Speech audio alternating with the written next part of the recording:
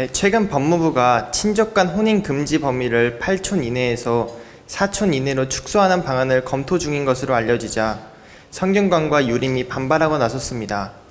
동성, 동본, 금혼도 폐지하더니 이제는 8촌 이내 결혼도 허용을 추진한다는데 만약 입법이 된다면 친인척 관계의 촌수도 복잡해지는 등 여러 가지 혼란이 생길 것 같습니다. 앞으로 미래에는 친인척 관계와 가족 구성원은 어떻게 변화될지 궁금하여 스승님께 질문드립니다.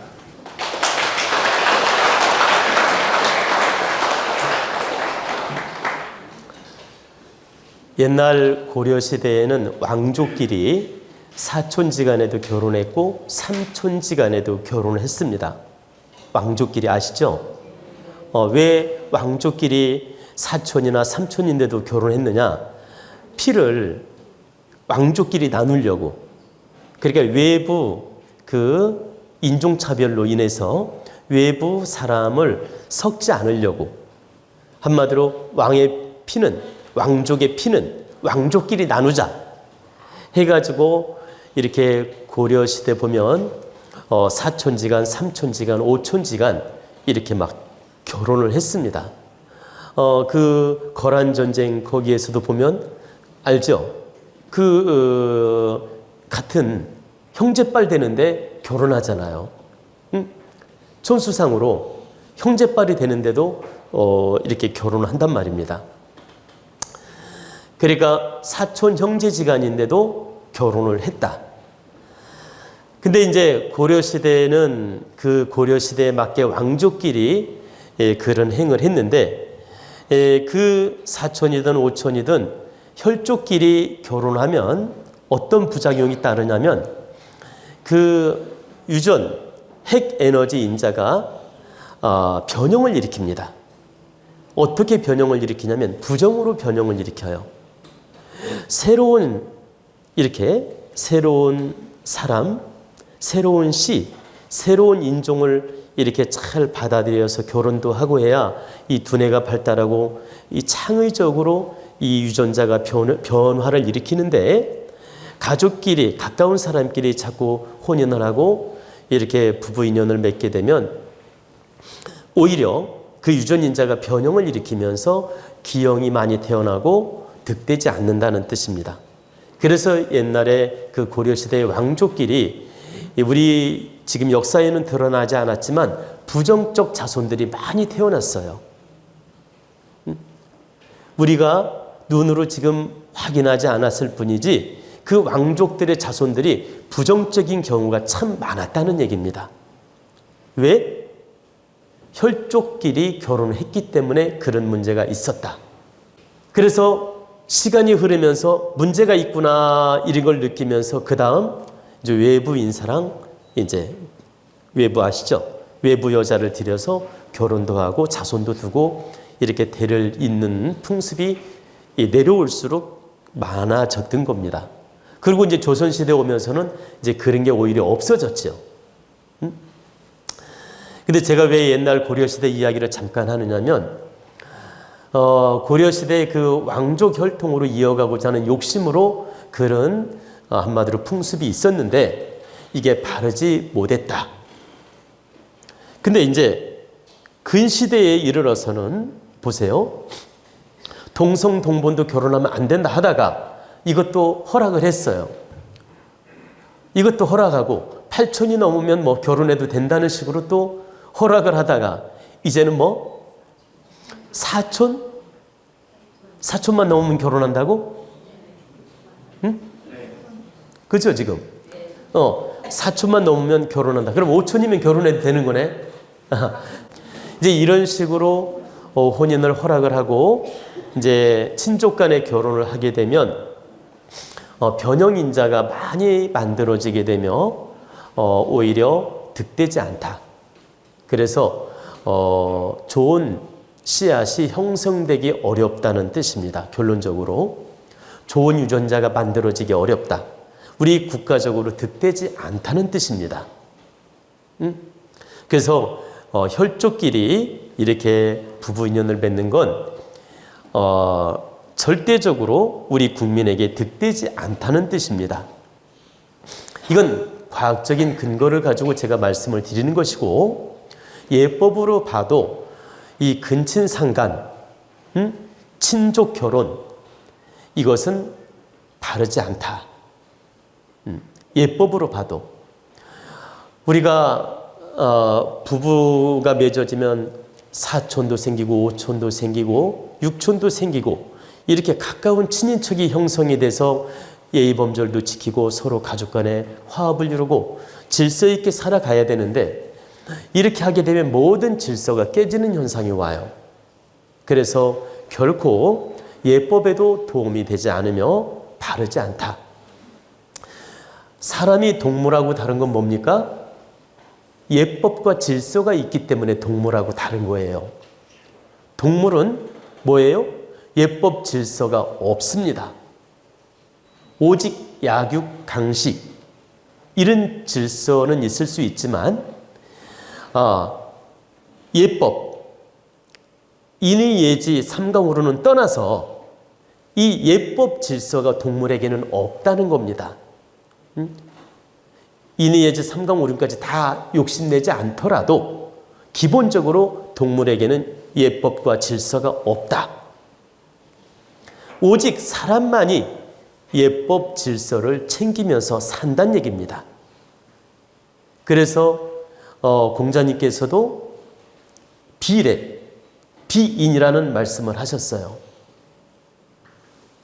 예가 없거나 예가 아니면 이건 사람이라고 취급할 수 없다는 얘기입니다. 자, 물의 비인, 비례 비인. 자, 예가 없으면 사람답지 못한 것이고 예가 아니어도 사람답지 못하다. 물의 비인, 비례 비인. 예가 없으면 사람 취급을 할 수 없다는 얘기입니다. 근데 우리가 이게 혈족 간에 결혼을 하고 이렇게 무질서한 이렇게 참 혼인을 하게 되면 갈수록 예법은 무너지게 되고 질서도 무너지게 되고 동양 인의예지 사상은 다 말살이 되는 것입니다. 그럼으로써 유전인자도 좋아지냐? 더 나빠진다. 그럼으로써 우리 대한민국 그 백이민족의 그 월등한 이 월등한 종자는 갈수록 탁해진다는 얘기입니다. 이 월등한 종자 에너지는 자꾸 급수가 떨어진다. 그래서 이것은 예법 도리로서도 옳지 않고 이 인간의 질서 의식으로서도 좋지 않고 유전자 에너지로도 득되지 않다는 뜻입니다. 절대 있어서는 안 되는 일이라는 뜻입니다. 그런데 앞으로 어떻게 변할 거냐고 물었잖아요. 앞으로 미래의 세상을 말씀드리면 정말 가까운 친족 간에도 결혼하거나 동거동락하는 일이 생깁니다. 제가 말씀드리는 건 진짜 혼인해서 결혼해서 살 수도 있고 결혼은 아니라도 성관계를 하면서 부부처럼 이렇게 동락을 한다 이 말입니다. 앞으로 미래의 세상은 정식 결혼 안 하더라도 친족 간에 같이 살아요. 그리고 부부처럼 관계도 해. 그러면서 같이 사는 사람들이 앞으로 많이 생긴다. 그리고 실제 정식으로 결혼해서 사는 경우도 있고. 그러면 그 촌수가 4촌이 됐든 5촌이 됐든 6촌이 됐든 8촌이 됐든 그런 일이 앞으로 생긴다라는 겁니다. 미래는 그렇게 변해간다. 그럼 그게 좋은 건 아니고 바른 건 아니지만 앞으로 미래의 세상은 그런 형태로 변해간다는 뜻입니다. 그럼 왜 그렇게 변해가느냐? 앞으로 미래의 세상은 인기가 성장하면서 개인주의로 앞으로 자꾸 바뀌어가요. 친척관계, 보세요. 무리를 짓는 관계, 이렇게 동조 관계에서 앞으로는 개인주의로 계속 성장하면서 바뀌어갑니다. 그럼 개인주의로 바뀌어가니까 내가 좋고 네가 좋으면 된 거야. 친척이고 말고 할 거 없이. 내가 좋고 네가 좋으면 친척이든 사촌이든 오촌이든 무슨 관계 있냐 이거예요. 같이 살면 되지. 이런 마음으로 변해가기 때문에 그런 질서의식도 없어지고 친족 개념도 많이 없어진다. 여러분, 옛날에는 사촌만 해도 이제 가까운 친척이었어요. 근데 요즘 사촌, 가까운 친척 의식이 없습니다. 여러분 안 그러십니까? 아니 진짜 친형제 정도는 친척의 개념을 갖지요, 당연히. 근데 사촌만 돼도 몇 달이 건너 느낌이에요. 그리고 친척의 느낌도 별로 안 들어요. 거리감이 옛날하고 다르다는 얘기입니다.